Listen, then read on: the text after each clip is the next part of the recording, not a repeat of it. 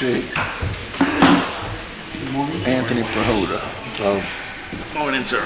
Morning, sir. This many tons of Prohoda. It would the same thing in limestone per mile.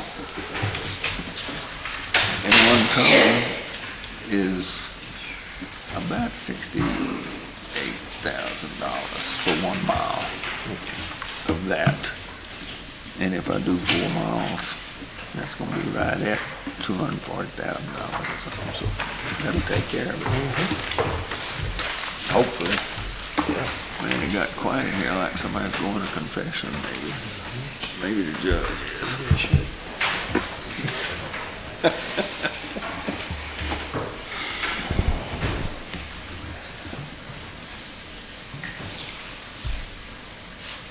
It's awful quiet. That's what I thought. Something happened. Somebody turn on the switch. We got a few minutes yet. We sound okay?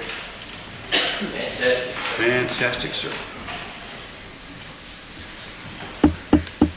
I got 9:59. I got it on there. Okay. You do it? Might as well.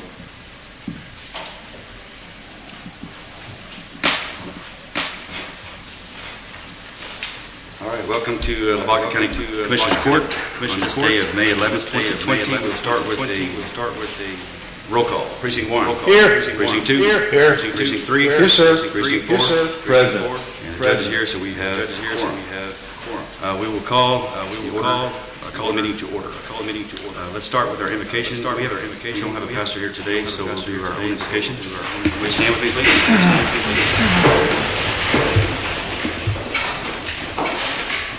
This time, we want to have a moment of silence for some people that we lost. Judge Gus Strauss, Commissioner Eddie Ryan. So we'll have a moment of silence.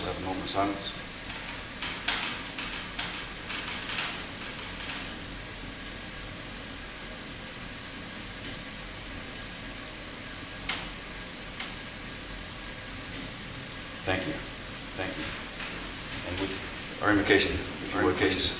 Our most heavenly Father, we come before you, we stand before you today as Lavaca County citizens, whether we're elected officials, concerned citizens, about how we're running and governing this county. We ask, Lord, that you bless each and every one of us and all the issues that we're dealing with on an ongoing basis, on a daily basis. Would you comfort us, guide us, mentor us, love us, Lord. And most of all, keep us focused on you and doing the right things for you and the right things for you. And we ask all these things in Christ Jesus' name. All right, we'll have a pledge. Led by Mr. Commissioner Dennis Kushner. Pledge allegiance to the flag of the United States of America and to the republic for which it stands, one nation, under God, indivisible, with liberty and justice for all. Honor the Texas flag. I pledge allegiance to thee, Texas, one state, under God, one and indivisible.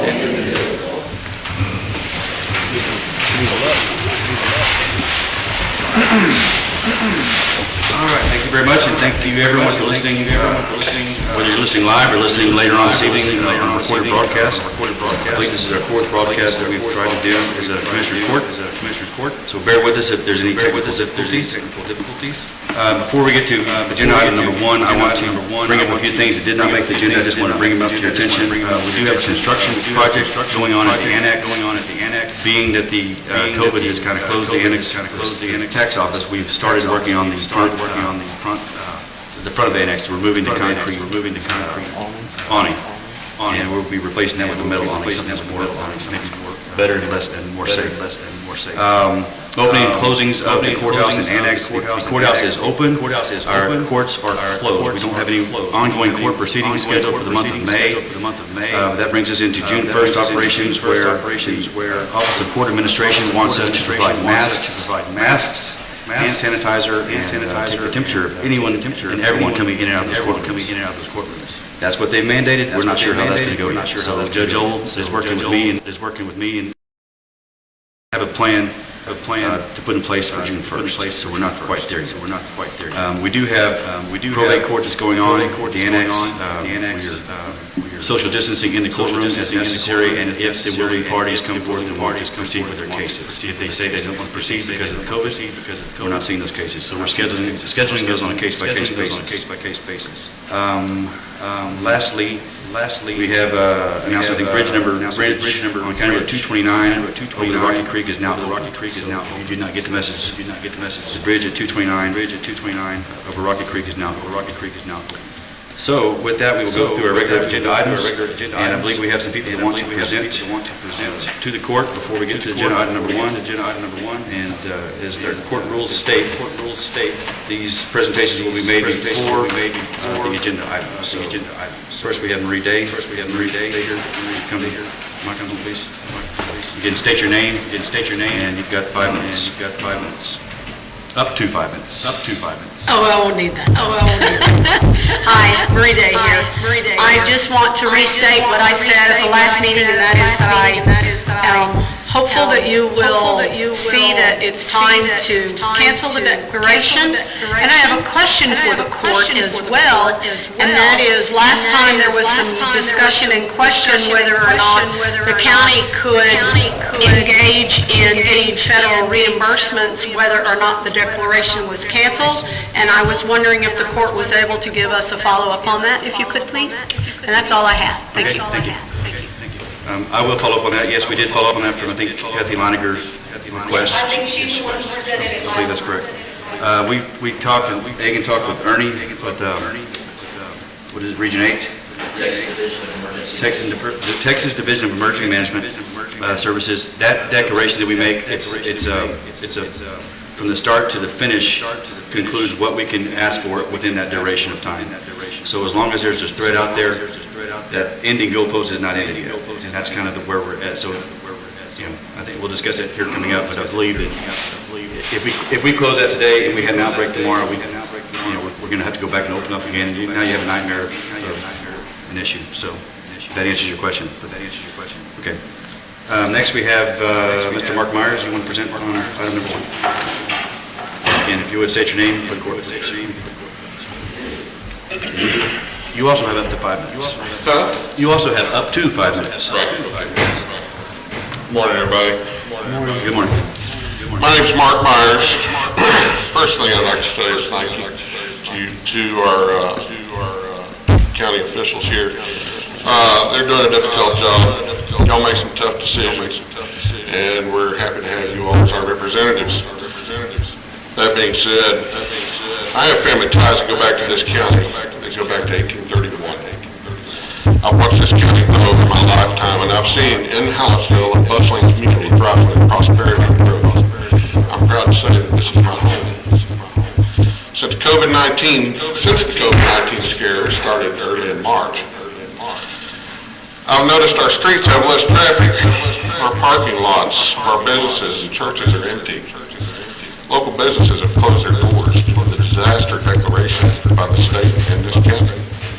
We Lavacans are freedom-loving, proud, and proud of our community, churches, schools, and businesses. It saddens me, as well as many others, to see our prosperous community go into decline. It is time to vacate the notion that we are under something so severe that our governing bodies feel the need to restrict commerce to this county. Our commerce makes us strong as a county and a state. We all know what precautions we must make to protect ourselves because of coverage on social media, television, newspapers, radio, etc. We have the right to decide what is best for our own safety and the safety of our loved ones. It is our choice because of the freedom that is granted to us by the U.S. Constitution. That being said, we have the right to prosperity, worship, and to peaceably assemble. How we choose to do that is our own right. I understand that certain declarations by counties in time of disaster opens the door to various grants and monies from the state and the federal government. If that is the case, I would like to know, as a citizen, just how many grants have we applied for since March of this year, and how much money are we going to receive because of those handouts, and at what cost. When we declare a disaster, what are we saying exactly?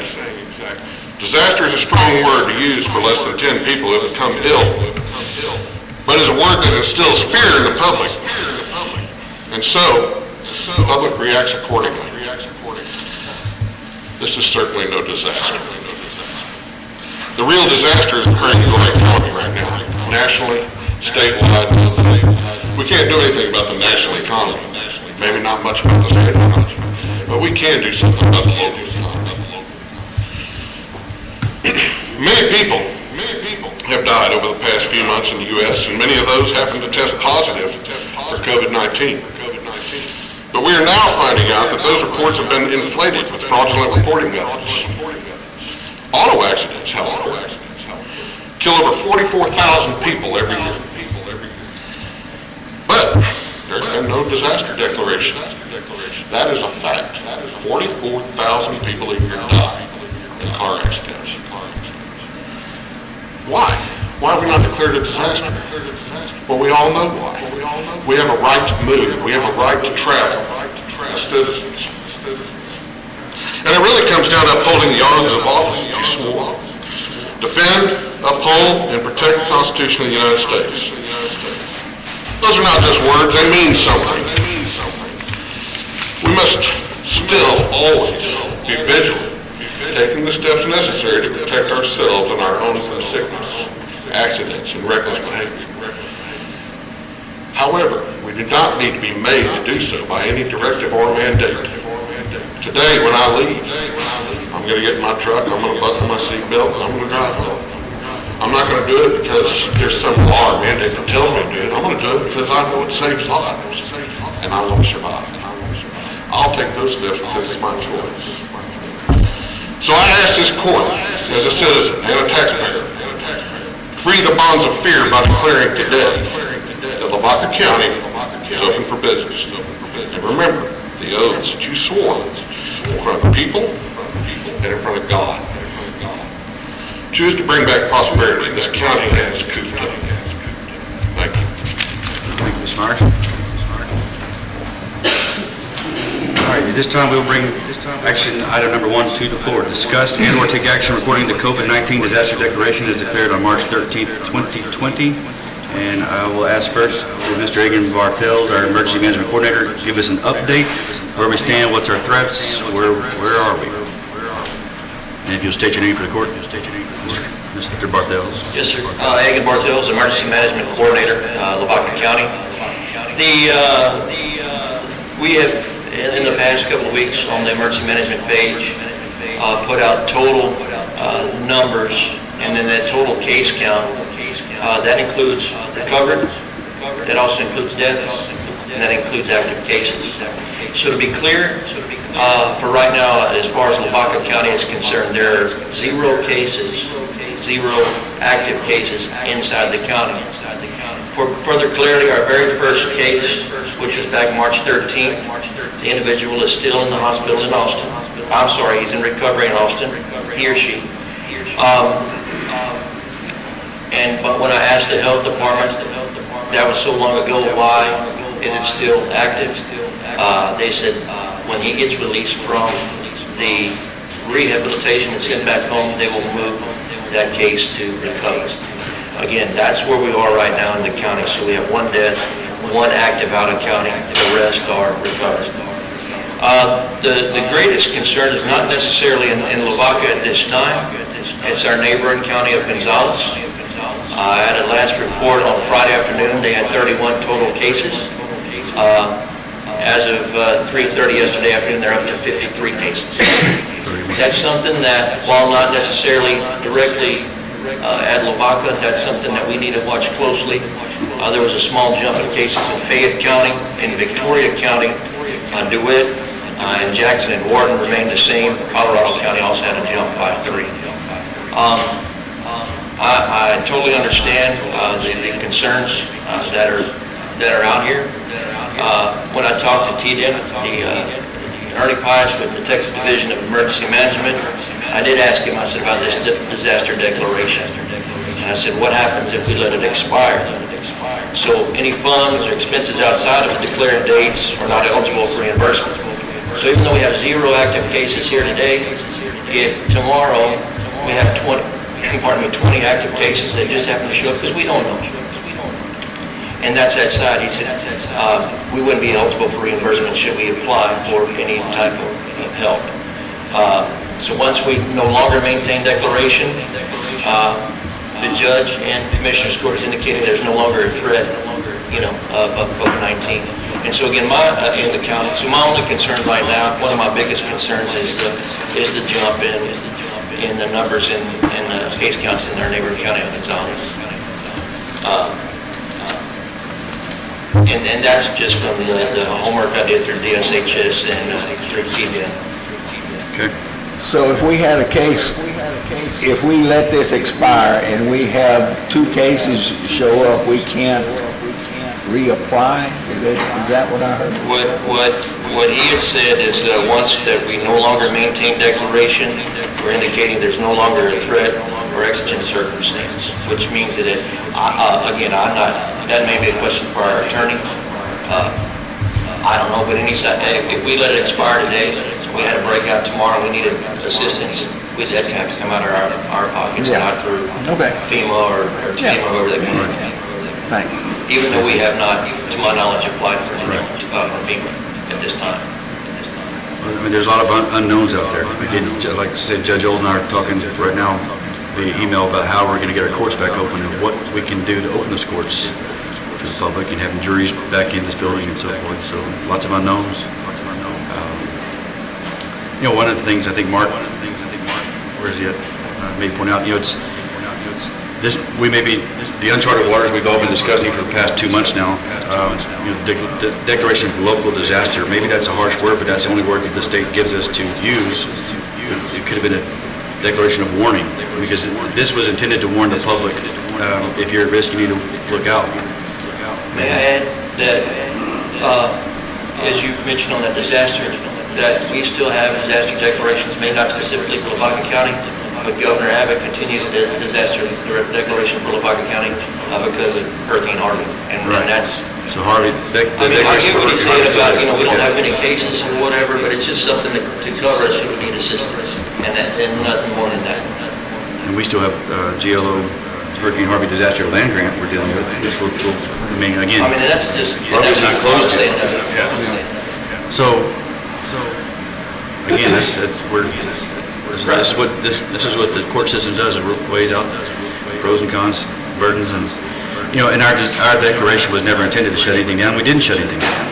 So that's, I can't stress that enough. Not on the county level, but we're not the state of Texas as far as we're a subdivision of the state. May I just ask a question along this line? We keep, and this probably will go along with what Ms. Day brought to the dais, was we keep talking about reimbursement. Right. In my precinct, and I'm sure the other commissioners have done so, I've provided out of my own pocket hand sanitizers, masks, anything, and we covered social distancing. We made certain assignments and out of our own pockets. I mean, we're talking $25, $30 to keep my staff safe. Are we talking about a large amount of money on reimbursement? I mean, are we talking about $20? Are we talking about $2,000? Or something like in our sheriff's jail? If something were to happen, he would need hospitalization for these individuals. I'm sorry. I don't know. No numbers have been discussed. Right, and I think it's too new for talking about discussing numbers now. If it's resources, if we need ambulances to transport sick patients out of here, we've got issues. So, talk about the resources. To answer that, my guidance from what I had asked at TDM how to handle this, because again, this is my first rodeo. Sure, all of us. But I did ask, I said, how do we handle that? And it's possibly that Shana can help answer that question, just because of on the money side. All I know is that we need to, everything that you spend that's COVID related, that goes back into a file. If we meet that threshold, which I don't know what that number is, then once that certain threshold is met, then you're eligible for reimbursement. Then that's my understanding. Is that right? I'm not sure, but that's my So understanding. There's the reimbursement equation, there's also a cry for help and resources if we have a nursing home get hit and 100 patients infected. Right. We have issues. So And we don't- so we have not filed or filed a grant or... We're not ready to. Not yet. Yeah. This is just a security blanket. Yeah. That's all Okay. Well, where we are right now. Sometimes it's best to talk numbers versus just a hypothetical situation. Yes. And I want to compliment you as far as protecting every citizen in Lavaca County. Thank you. I consider the low numbers down to 6 a direct relationship of your guidance to all of us out here, period. Thank If I you. may add, just for a comment, I'd like to, extend that to the citizens of Lavaca County. I think with us, Absolutely. that we've had, when we had the very first case in Region 8, which is back on March 13th. So with that, we started taking those guidance and precautions of the distancing and washing our hands and the same basic stuff we learned as children. But we started a month earlier, and I think with that and good common sense, we were able to keep it low here. Yeah, it is like Mr. Myers has indicated, his long history with being born here and his heritage. The people of Lavaca County are not uprising in the streets. We say, what can we do to keep my friends, my coworkers, and my staff safe? And I agree with that, but I also agree with, I'm a commerce type person, economic development. I love to, see people grow and flourish, and that's being hurt right now. So it's a two-edged sword, but it compliments to you and the citizens of Lavaca County for keeping these numbers low. Thank you, Commissioner. It's easy to sit here and maybe shoot arrows at us. I don't know how you want to look at it, but Lavaca County's done a great job of maintaining our low infection rate. If I was in Moulton area, and I know they have workforce that's traveling into Welder, into Gonzales, and those areas you just saw the numbers, they just ramped up. Walmart, maybe talk about that. Walmart and Gonzales was hit, or had to shut down. We will for some have duration. so last week I was on a telephone conference with Gonzales County and Guadalupe County. And the reason they included Lavaca County because we have a number of county residents that travel to Gonzales County for either shopping or working. And they are seeing 5 locations. Hold on, let me think. Yeah, 5 in Gonzales County and 1 in Guadalupe County. That it's real close working space and there's a spread there. That was the biggest concern. DSHS could not, because Lavaca and Guadalupe was on the call, could not discuss those plants with us just because it was some privacy thing and they were covering their tails. Right. We will, however, going to meet tomorrow, 2 o'clock, phone call with Lavaca, Gonzales, Guadalupe, and we've included Fayette County. We've seen a rise in numbers there in Flatonia. And it's just what can we do to keep our numbers, active numbers here in the county at 0, and also get the information when we learn it to the public so that our neighbors here in the county can better have information to make their decisions themselves.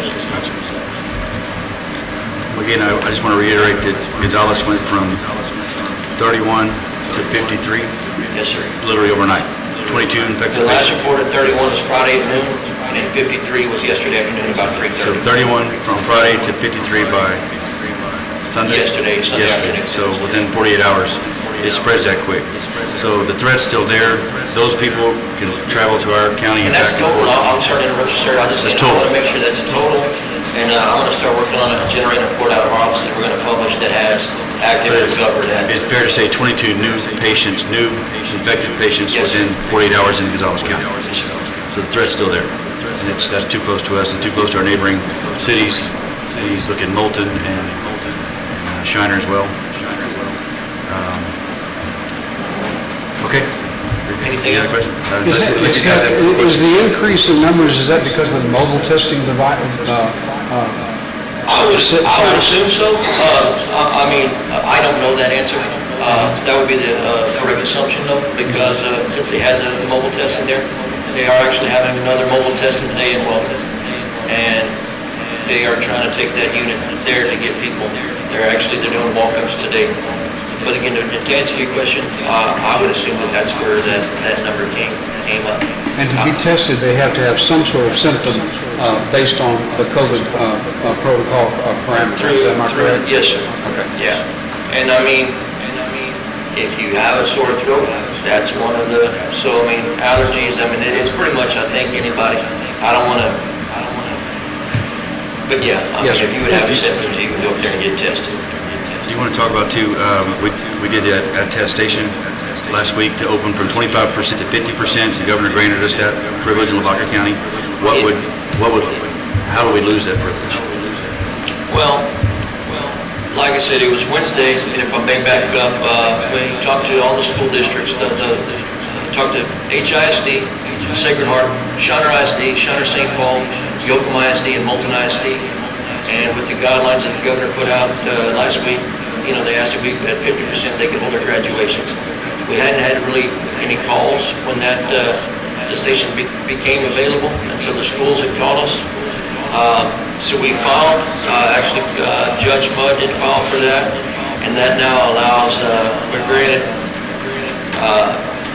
let me see here, we make the threshold of 5 or fewer active COVID-19 cases, which allows non-essential businesses to operate at up to 50% capacity under Governor Abbott's Executive Order GA-18 and the Department of State Health Services Minimum Health Protocols, which is available on the governor's website and the SHS website.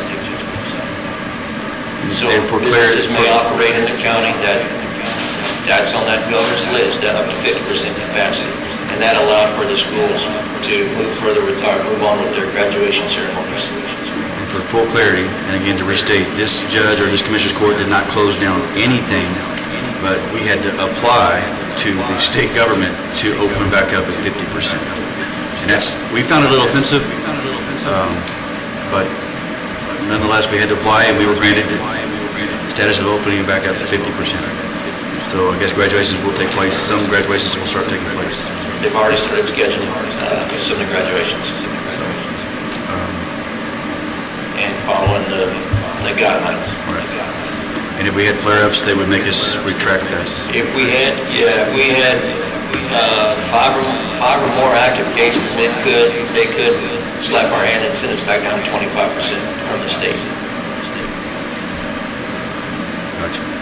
And that's with whether we have a declaration or not, they still have the authority to,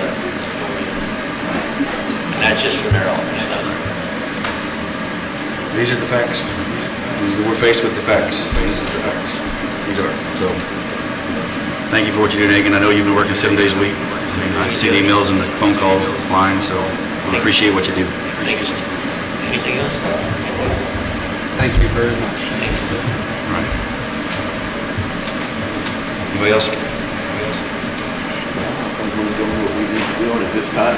We still want to keep the constituents of Lavaca County safe. And again, too, I do think that the people of Lavaca County, they are doing their social distancing and the best they can to prevent the virus. And they're doing that on their own. And it's where Mr. Meyer said, media and whatever, we're getting it out, the right words out, where everybody needs to take care of their own. And the governor is opening up things that we can get around better more if we want to. Those that want to move around do and can protectively. And those that want to still follow the guidelines more to a point, they are. So at this point, I feel like we're doing the best we can with the tools that we have to work with. We do have tools the governor puts down, and we're a subdivision of the state, and that's what we do. All right. With that, any other comments, questions? We'll entertain a motion to extend the declaration as... I'll make a motion to extend the declaration. Okay. For how long? Duration? To the next meeting. Next meeting? Which, next meeting, correct me, is... 26th is a Tuesday because of Memorial Day. So we will be meeting on the 26th, which is a Tuesday. Second that motion. Okay, motion made by precinct 4 to extend the existing declaration to May 26, 2020 at the Commissioners' meeting, seconded by precinct 1. All in favor say aye. Aye. All opposed, same sign. Motion passes. All right, next, we have a presentation of the Lavaca County preliminary estimate of taxable values for 2020 by Ms. Pam Lathrop, Chief Appraiser. So Pam, will you make your way? Hey, make sure her voice is good because this is a broadcast. We want to make sure school board members, anyone has access to this video to see your presentation. Thank you for coming today. Thank you for having me. I just felt like, particularly this year, I needed to address some things. We have been receiving a lot of calls, inquiries from property owners and taxing jurisdictions about our property values this year based on the crisis that we're seeing between the pandemic and the oil and gas industry. So I kind of wanted... Oh, I'm sorry.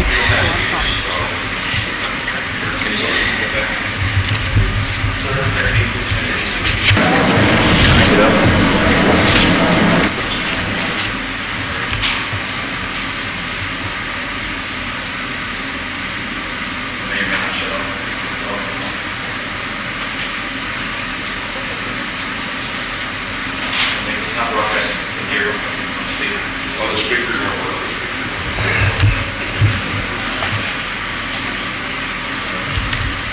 This thing has too many buttons.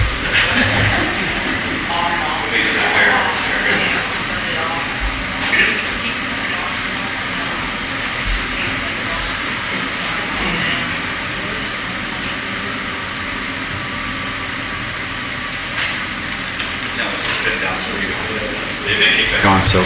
I'll try to talk a little louder. Okay, thank you. Okay. Pam. So as I was saying, that because of the crisis between the pandemic and the oil and gas industry that we're having this year, I've received numerous calls from either the taxing jurisdictions or property owners inquiring about what kind of effect that may have on our property values this year, and of course their property taxes and everything. And so I felt like I needed to address it. It's a unique situation. None of us have ever seen this before. And so I think there's a little bit of misunderstanding in coffee shop, and so I just kind of wanted to make people aware of how this system works. I have given y'all a presentation. I'm just going to basically read from it so where everybody can hear what I'm trying, the message I'm trying to present. So for the past couple of months, the district has been receiving inquiries if the values for the 2020 will be lowered or discounted due to the pandemic of this COVID-19 virus and the oil and gas industry collapse. All appraisal districts in Texas are aware of the economic impact both of these events have had on Texas counties. Businesses were forced to close, jobs have been lost, and oil and gas revenue and production has all but stopped. Due to the impact these events may have on property owners' ability to pay taxes on properties they own, personal property, or oil and gas interests in Texas appraisal districts, we have communicated with Governor Abbott's office and other agencies raising concerns and seeking solutions.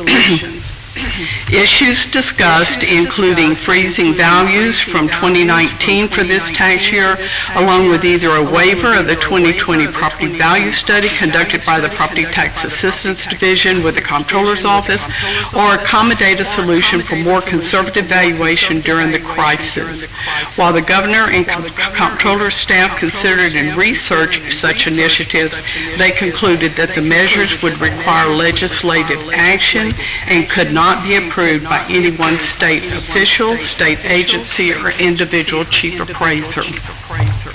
The property tax code requires appraisal districts to appraise property at 100% of market value using the January 1 assessment date.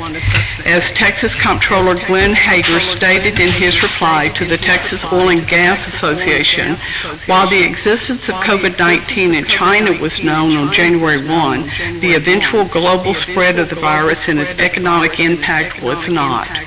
Changes to the economy occurring after January 1 do not decrease or increase the appraised market value of property as of January 1 unless those changes were part of a market trend predicted as of the appraisal date. Therefore, the property owners and the taxing entities in Lavaca County will not receive an adjustment to the 2020 taxable values due to the economy or the pandemic. Local taxing entities use the certified taxable values provided by the appraisal district each year to set their budgets and tax rates. While the 2020 values will not be impacted by the current conditions, what the taxing entities need to be aware of is that the loss of taxable value will most likely be seen in the 2021 year. The appraisal district does not set values used in real time. Oil and gas appraisals are required to use the prior year's production, average price per barrel of oil, operator expenses, and other factors. Real property values are set on market sales from approximately April of the prior year through March of the current year. In 2019, the average cost of oil was approximately $50 to $55 a barrel.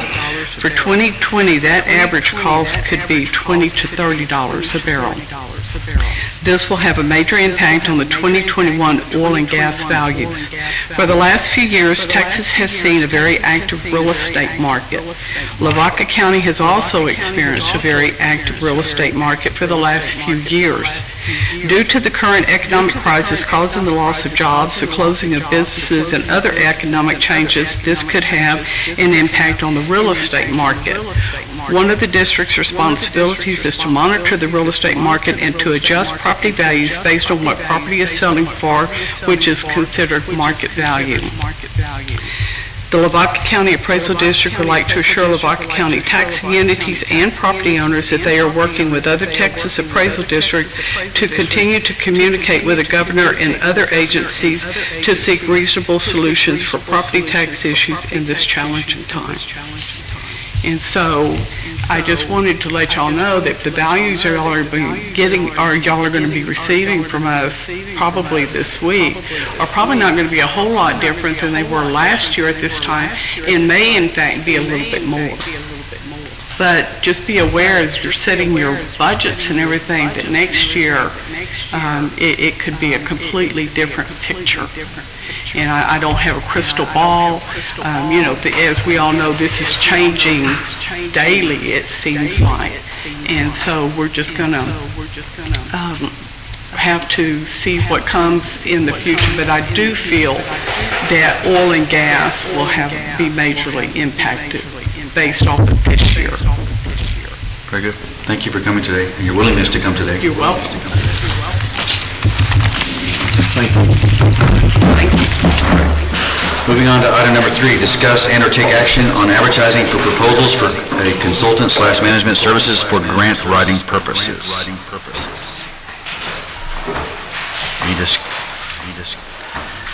Any discussion? Comments? And this agenda item was put on basically, I'm going to throw Precinct 2 in here with me, but Ronald Birkenhoff, myself, Shana, and Paula have been on some conference calls with the GLOs, with the General Land Office. We've been on conference calls with other counties and also cities, trying to get some understanding of how they're paying for this grant writer and have some facilitation in that process. A lot of these grants that the state is offering us, the grant writer can be paid through the grant itself. We are stuck right now on one grant infrastructure project that requires us to have some door-to-door performed, asking landowners some very personal questions on those areas that we're going to do some work. And so we do not have the resources necessary to service that, but the grant itself allows for that. So the we're going to try this, and we're going to send out for proposals to advertise to see who's out there, basically, that we could reach out to and help us with some of these projects. So at this point, we're going to try to advertise for it, and we're going to use the advertisement I believe the city of Kalispell has used in their circulars to look for resources. Any other discussion or comment? Like I said, we need to make things right and go forward to do it legally, so we can get these grants and the grant applications are filled out properly, so we don't have any problems with them. So I'll entertain a motion. Yes, Your Honor, I make a motion to take action on advertising for request for qualifications for the GLO Hurricane Harvey Infrastructure Improvement Grant.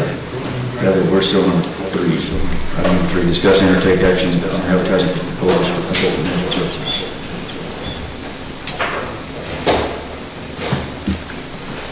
Okay. We still have to do the request for qualifications first. Before we do the advertisement? Before we do a request for proposal.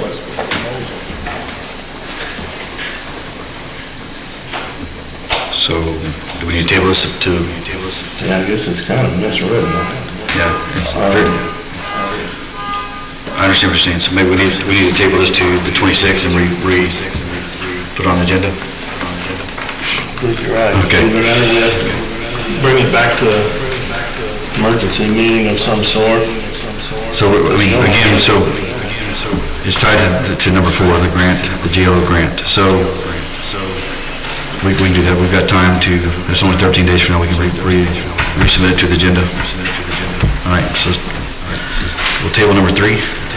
I'll make a motion to table item number 3 for right now. Okay. Second? Second. All right, motion was made to table item number 3 by precinct 2, second by precinct 1. All in favor say aye. Aye. All opposed, same sign. All right, we'll readdress that next time.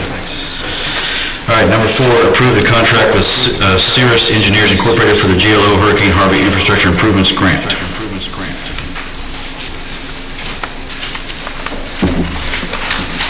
Any discussion? Motion, or we'll table that too. And just, we have had an engineer basically work on that grant already.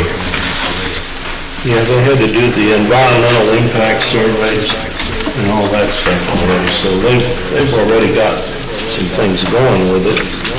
But that's just from the engineering standpoint. Okay. Something that we have to do with it. It's been kind of dragging off. This has been ongoing since 20, what? Before my time. So we're just trying to clean up and get it so we don't lose the grant. This was just for the record, this is the 400, what was it, 410,000? Correct, somewhere in that neighborhood. Somewhere in the neighborhood, $410,000 divided up by 4 precincts, and then after you pay your engineers and everything else, you have a little money left over. But they had to go through engineering specs and had to be having environmental surveys done in order to get that. And this company's done that already for us. Say that again? They have been working on this already for us. So someone has already done this work, performance work, we're now approving it. Is that correct? What I'm saying, this same company had, with engineering, has been doing the same work, right? Is that correct? Understand? Or, I haven't never okay. been involved with this grant from the previous judges administration. Previous administration? Yeah, I'm not. That's the same company.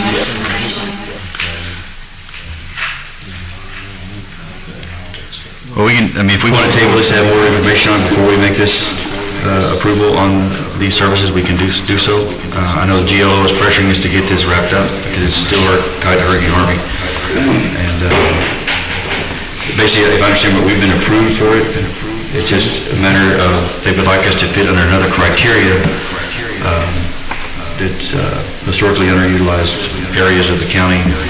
If we can prove that, then it would get this money to us faster, essentially.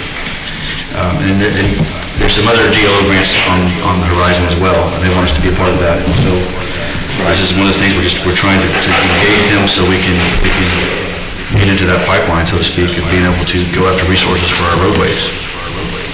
If I would make a suggestion, if we table this and go to another meeting, have the president, Sujit, I believe.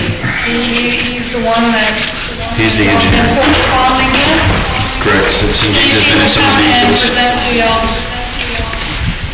I'm okay with that as well. Your Honor, I make a motion to table item number 4 as well.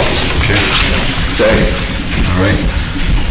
Precinct 2 made a motion to table agenda item number 4, seconded by Precinct 1. All in favor say aye. All opposed, same sign. Okay, agenda item number 5, acknowledge emergency medical services statement of medical direction, supervision of pre-hospital care. And that is basically Dr. Timothy Wagner to sign his name to our document. It's allowing him to service over our EMS services. I believe Ms. Debbie Fishbeck, you're here. Good to see you out and about again. I know you've been ill. Do you want to say something? You're welcome to come to the microphone. If you would state your name for the record. Good to see you walking around, Debbie. Slow. I'm Debbie Fishbeck, EMS Director for Lavaca County Rescue Service. This contract is renewed every 2 years between the Rescue Service and Dr. Tim. He sets up the protocols and tells us what we can and can't do, and we have to turn this over to the state. Our license will be renewed June the 1st, so we have to have this paperwork in order to operate. Without a medical director, we're shut down. Right. And he's agreed to continue to be our medical director. He's been our medical director since 1997, so we're lucky that we don't have to hunt someone. So, I understand. All right. any other questions? That's it for now, but I know budget's coming up, and we've got lots of EMS questions to ask you, so Yeah, I know. be prepared, but I'm working. take care of yourself in the meantime. Thank you, Debbie. Your Honor, I'll make a motion to acknowledge the emergency medical services statement of medical direction, supervision of pre-hospital care. That will be effective from June 1st, 2020 till May 31st, 2022. Okay. Second.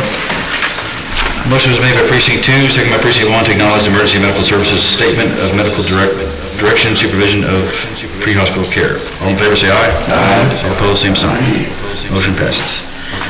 All right, number 6, we have the proclamation declaring the week of May 17th through 23rd, 2020 as Emergency Medical Services Week. And that proclamation reads, to designate the week of May 17th through 23rd, 2020 as Emergency Medical Services Week, whereas emergency medical services is a vital public service, and whereas the members of emergency medical services teams are ready to provide life-saving care to those in need 24 hours a day, 7 days a week, and whereas access to quality emergency care dramatically improves the survival and recovery rate of those who experience sudden illness or injury, and whereas emergency medical services has grown to fill a gap by providing important out-of-hospital care, including preventative medicine, follow-up care, and access to telemedicine. And whereas the emergency medical services system consists of first responders, emergency medical technicians, paramedics, firefighters, police officers, educators, administrators, pre-hospital nurses, emergency physicians, trained members of the public, and other out-of-hospital medical care providers. And whereas the members of emergency medical services teams, whether career or volunteer, engage in thousands of hours of specialized training and continuing education to enhance their life-saving skills. And whereas it is important to recognize the value and the accomplishments of emergency medical services providers by designating Emergency Medical Services Week now. Therefore, the Lavaca County Commissioners Court, in recognition of this event, do hereby proclaim the week of May 17th through 23rd, 2020 as Emergency Medical Services Week. With the theme EMS Strong, Beyond the Call, I encourage the community to observe this week with appropriate programs, ceremonies, and activities. Do I have a motion to accept the proclamation? Yes, Your Honor, I make a motion to accept the proclamation declaring the week of May 17th through the 23rd, 2020 as Emergency Medical Services Week. Second. We have a motion made by Precinct 2, seconded by Precinct 1 to proclaim the week of May 17th through the 23rd, 2020 as Emergency Medical Services Week. And thank you, Debbie, and to all your service workers over there. I know they've gone through a lot of troubles and trials over this COVID-19 period. I would just like to say that I'd like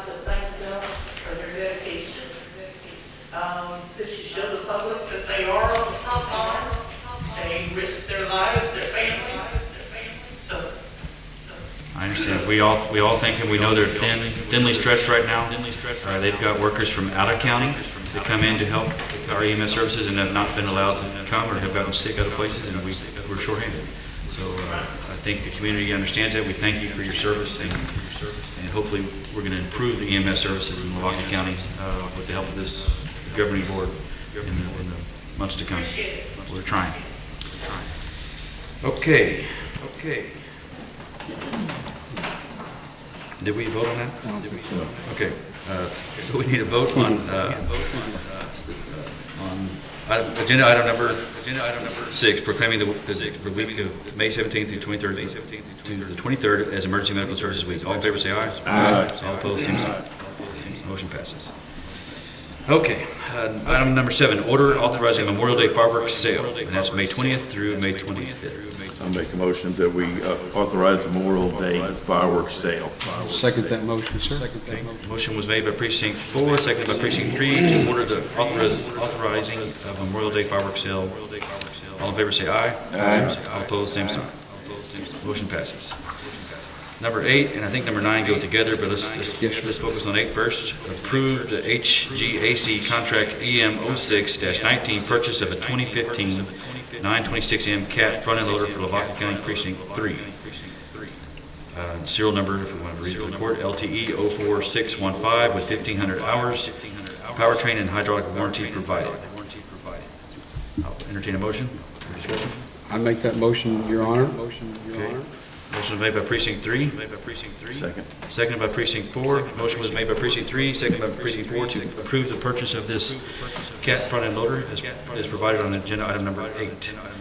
All in favor say aye. Aye. All opposed, same sign. Motion passes. Okay, number 9 goes with number 8, but it's to approve the trade-in of surplus item tag number 3020 1980 U.S. Army case W24C with a serial number of 9149105 front-end loader to help defray the cost of the purchase of the previous item. I will make that motion, sir. Precinct 3 makes a motion. Second. And seconded by precinct 4. Thank you, Commissioner. Motion was made by precinct 3, seconded by precinct 4 to approve the trade-in of the surplus 1980 U.S. Army case. Discussion. You have some discussion.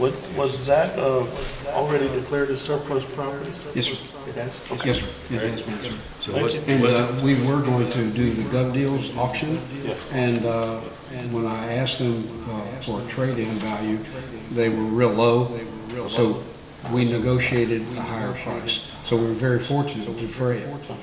I thought I remembered a Yes, sir. loader, but I didn't know Yes, sir. it was this Yeah, so I would- particular one. Yeah, Thank you. Thank you very much. I appreciate your vote, sir. And I'd like to also thank our auditor and her staff for all this detailed paperwork, trying to, everything. Thank you. I appreciate that very much. All right, so motion was made by precinct 3, seconded by precinct 4 to approve the trade-in of the surplus 1980 U.S. Army case, tractor. All in favor say aye. Aye. All opposed, same sign. Thank you, Opposed, same sign. Commissioner. Motion passes. Okay, we have an update. Item number 10, update on the 2020 County Transportation Infrastructure Fund Grant Program. That's a CTIF grant. We put this on the agenda just to make sure that all of us are aware that there is a deadline approaching. Gentlemen, do you have your information in? Yes. Everyone has it in? I do. I think so, yes, sir. I do, sir. I do, sir. I do. All right, you heard it right here.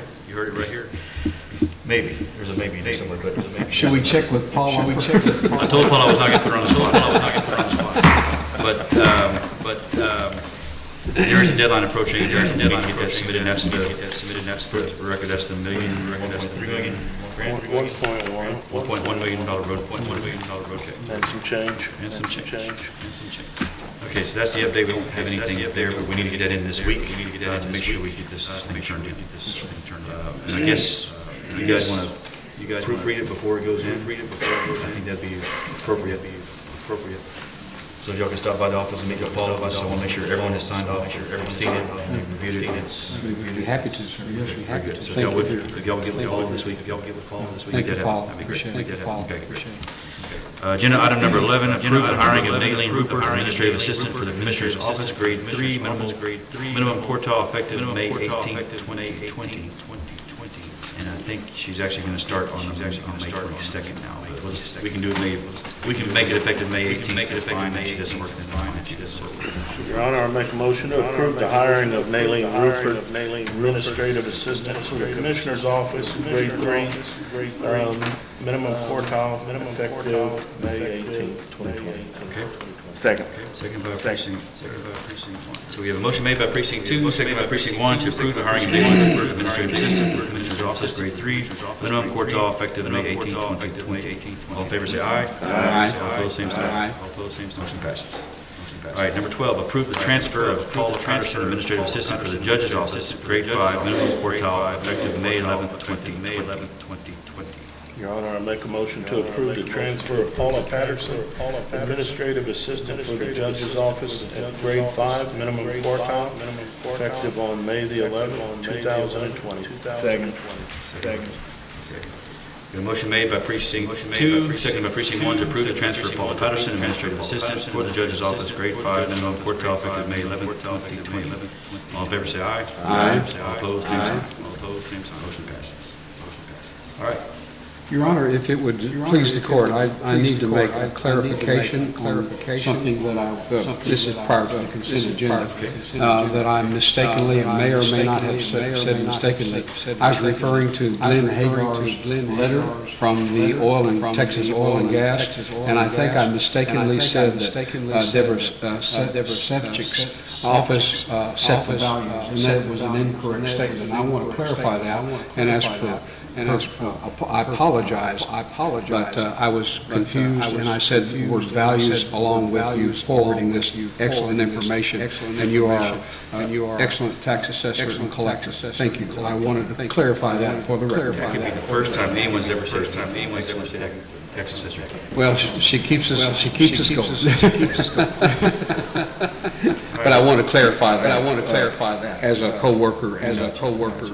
Yes, ma'am. Thank you. Yes, ma'am. Before we move to our consent agenda, I believe, Marie Day, you had a question you want to present to the court on item number 26. You had a total of 5 minutes. I think you're down to 5 minutes and 32 seconds. Somewhere in that. Hello, my name is Marie Day. And I would like to know if on your consent agenda, item number 26, if there are any budget changes. Thank you much. And if they are, could you please clarify what they are? I'm going to defer to our county auditor. I looked at those agenda items. I looked at those routine measured need. The budget items. We have 3 budget amendments, and 1 in the general fund for the county attorney's department, moving $90 from their full grand jury line item to their professional services line item. The other 2 are in FMR, and the first one is precinct 1. He's moving $50,000 from his bridge capital line item to his gravel, sand, and pipe line item. And the third one is for precinct 3. He is moving $1,200 from his rentals line item to his county barn capital line item. Thank you. Appreciate it. And I assure you, Marie, no money changes hands or moves around until she lets it happen. Yes. Transparency for the public. We do have a good watchdog. We do have a good watchdog. I appreciate all the change it does and all the public information requests that Shane receives. We will move to our consent agenda. Unless a member of the court requests a separate consideration of any items, all under the consent agenda, considered to be of routine nature or have been previously deliberated by court in open meeting and therefore may be approved by one motion, second, and vote. I make a motion that accept the consent agenda. I will second that motion, sir. Motion made by precinct 4, second by precinct 3 to accept the consent agenda as provided. All in favor say aye. Aye. Opposed, same sign. Motion passes. Now we have paperwork to be signed. We'll ask microphones to be turned off at this time while we're signing paperwork. We need some music on hold. There you go. Yeah. Paperwork signing.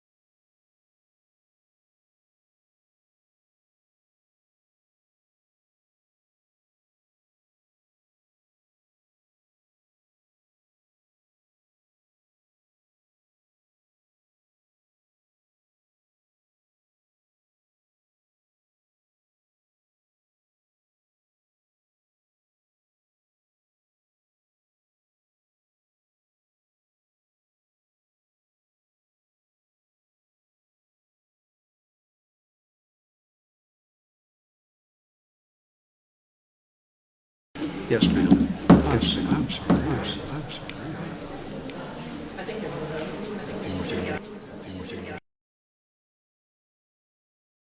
I didn't, sticker.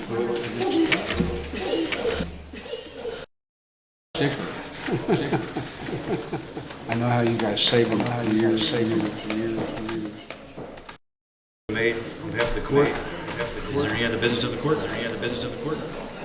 I'll accept, entertain a motion to adjourn. Motion to adjourn the meeting. Motion to adjourn. Precinct 2 makes a motion to adjourn. Second by precinct 1. All in favor, say aye. Can we stay for lunch? We are adjourned. Thank you. We are adjourned. This was good.